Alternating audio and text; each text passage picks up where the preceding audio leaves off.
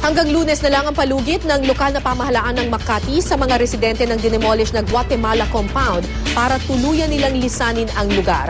Ilan sa kanila payag ng ma-relocate kesa manatili sa evacuation center.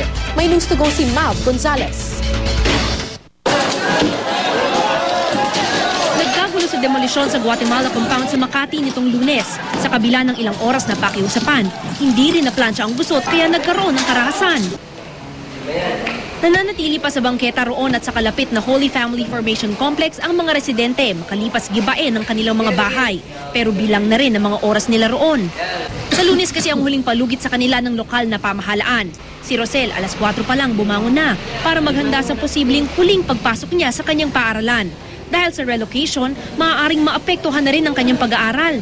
Ang inang si Aling Roseta, problemado. Siyempre maghahanap buhay. Abala din yan sa kahatid sundo.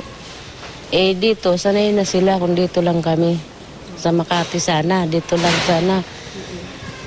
Kaso mahal dito Kahit wala raw kuryente at tubig sa relocation site na ibinibigay ng pamahalaan sa Kalawan, Laguna, ang ibang evacuees payag na.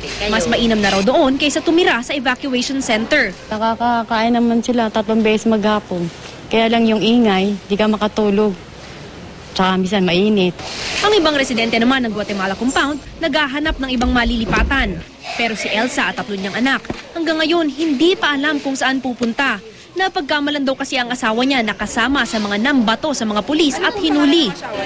Dinakip po nila kahit walang kasalanan Wala na rin po kasi nagpapakain sa amin Tinanggalan nila kami ng padre di pamilya. Wala rin po kaming titirhan. Mav Gonzalez, GMA News.